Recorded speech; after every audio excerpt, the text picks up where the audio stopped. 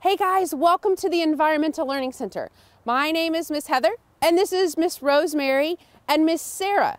We're going to help you get ready for your upcoming field trip to the ELC. We're going to be sure you know what to wear, what to do before you come, and what you're going to do while you're here.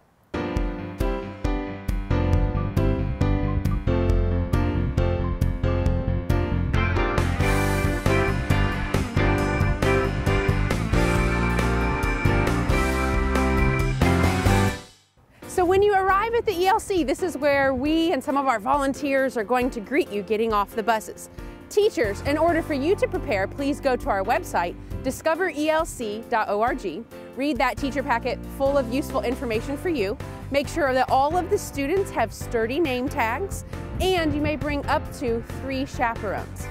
Kids, you need to make sure you dress properly for the day. If you're coming out during cold weather, be sure and wear a nice jacket, long pants, and everyone, no matter what the weather is, needs to wear some really sturdy, closed-toed shoes for your field trip. The Environmental Learning Center is located on an island. And remember, an island is land surrounded by water. So in our case, the Environmental Learning Center is on an island that's surrounded by the beautiful water of the Indian River Lagoon. Let me show you this map. So as you can see, we've got the ocean, a thin strip of islands called the Barrier Island, the Indian River Lagoon, and then mainland. And we are right here on this little island in the middle of the Indian River Lagoon. The Indian River Lagoon has a very special kind of water. It's called brackish water. It's actually a mixture of the ocean water and fresh water.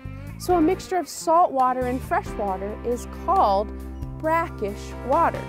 And it's this brackish water that creates a suitable habitat for all kinds of organisms that really don't occur elsewhere.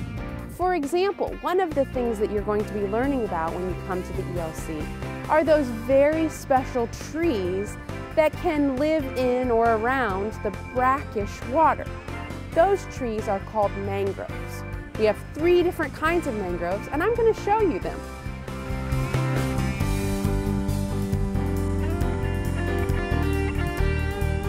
There are 3 kinds of mangroves in Florida, and all 3 grow right here at the ELC. Let me show you this one. This is called the red mangrove. If you take a look at its roots, it has very special prop roots, kind of like it's propping up the tree. Typically, the red mangrove grows right in the water, and you can see this one's doing just that. It's growing right in the water. And another kind of mangrove is the black mangrove. Its leaves are a little bit grayish-green color, but the neat thing about the leaves of a black mangrove is that they typically have salt on them because they drink that brackish water. And remember, brackish is a mixture of salt and fresh. Well, just like any plants, they don't like the salt water, so they kind of sweat it out through their leaves. And if you look closely at the leaves, you can see an actual covering of salt. The other thing that's really interesting about the black mangroves are its roots. So the red mangrove had prop roots. The black mangrove has snorkel roots, or scientists call them pneumatophores. Their pneumatophores, their roots, stick up out of the water and help the tree breathe as if it was using a snorkel. And usually, the black mangrove is in a little bit of water. Take a look at these roots.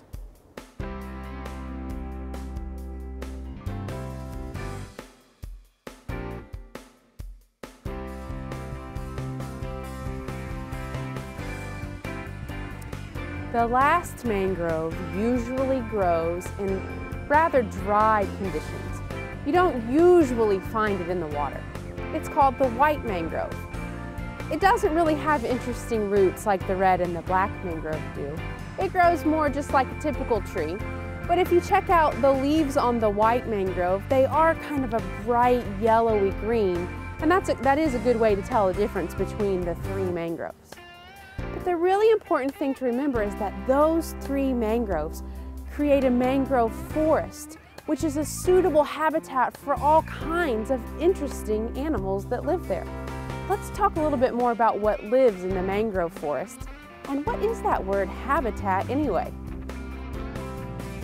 So the most important thing to do at the ELC is to have fun. But the second most important thing is to become a habitat expert. What does that word habitat mean anyway? Well, basically a habitat is either a plant or an animal's home.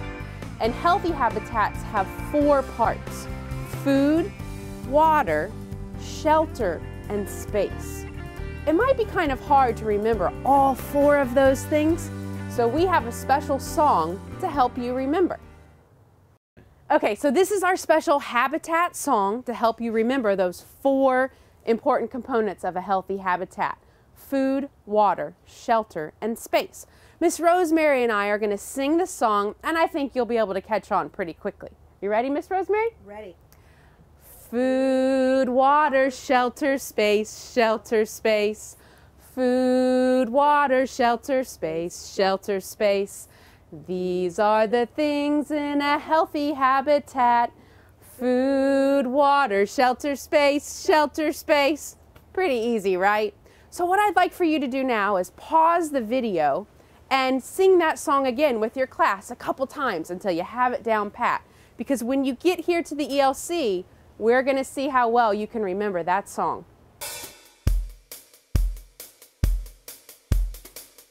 All right, and here we're going to come into our butterfly garden. And this is a suitable habitat for the caterpillars and the butterflies they become. And remember, in a healthy habitat, they need food, water, shelter, and space. And while you're here, we're going to be talking about the life cycle or metamorphosis of butterflies. Hi, this is going to be one of your favorite stops during your ELC field trip, Marty's Hut for lunch. This is where you're going to stop and replenish the energy that you've been using throughout the day, and also to get more so that you can continue your field trip. So you're either going to get a lunch from school, check with your teacher, or else you're going to pack your lunch. Whichever way you do it, we want to see if you're up for the ELC Waste-Free Lunch Challenge. And that means at the end of lunch, we're going to sort your recyclables, compost, trash, aside from things that are going to go back home, and we're going to see which class has the least amount of trash. Doesn't mean you get to take your trash home. It's not about just one day. It's something we want you to do every day.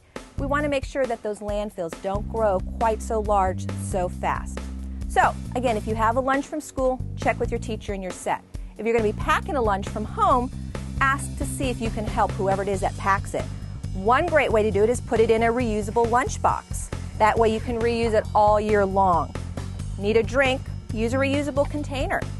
Sandwich or crackers and cookies, you can use reusable containers for all of those things. Grapes, carrots, you're going to bring pudding or applesauce, bring a real spoon that you can take back home, wash and reuse. And instead of a paper napkin, how about a cloth napkin or a bandana?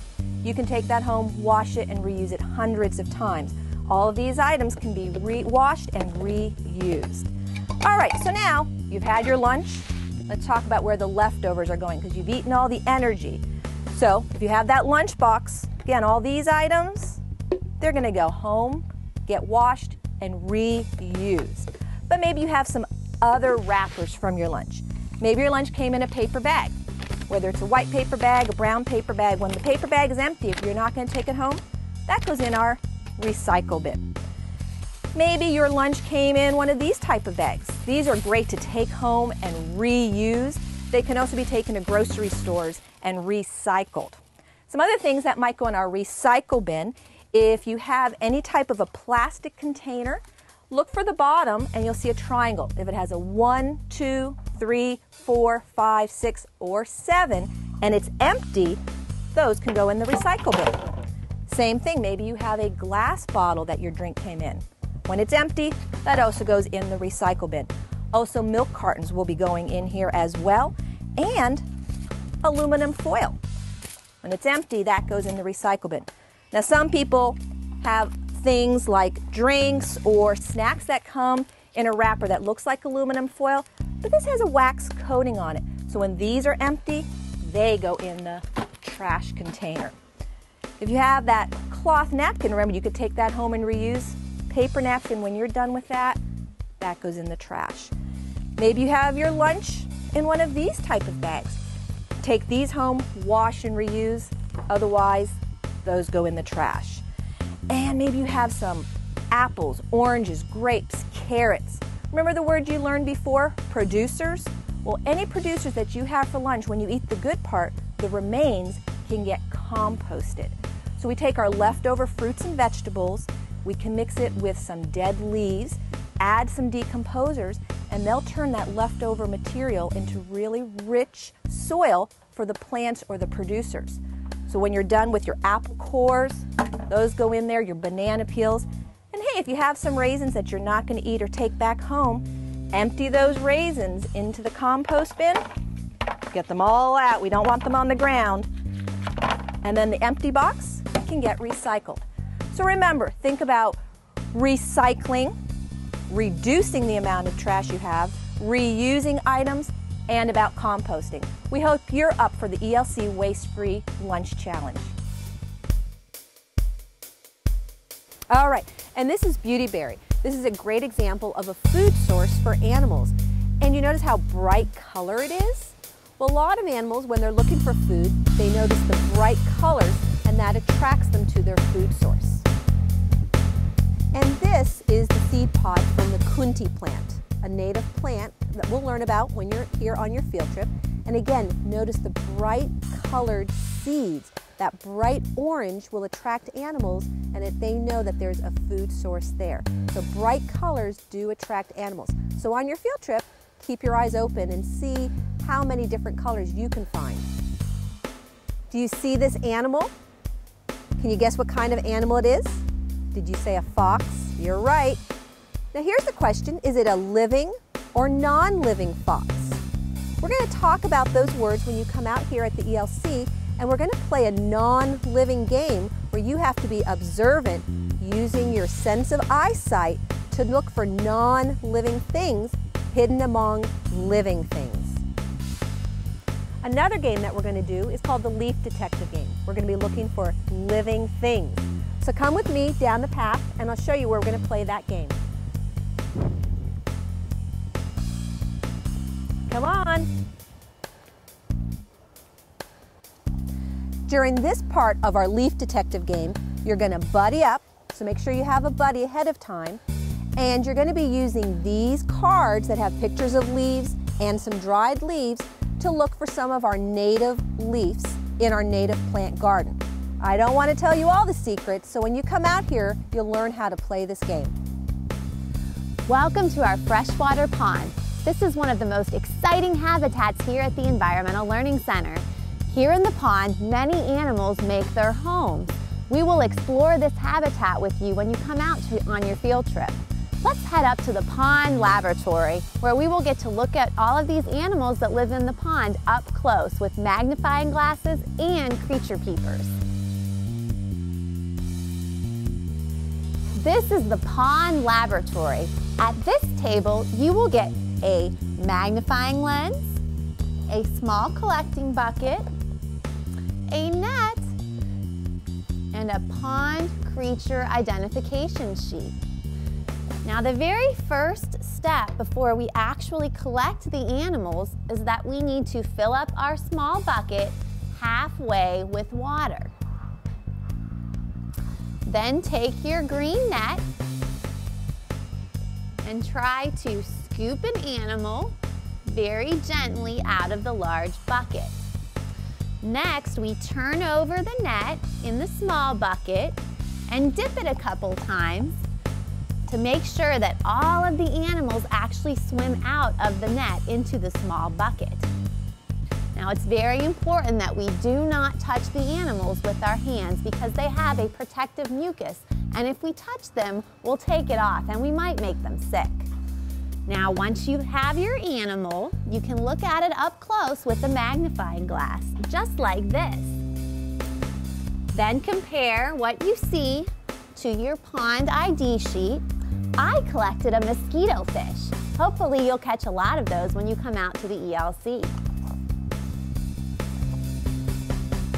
After you're done identifying your animal, we then carefully let them go, and then we can start over, again by putting water in this container about halfway. Now at this other table, we have creature peepers and magnification boxes set up. Now it's very important that when you explore the items at these tables that you pick them up from the bottom.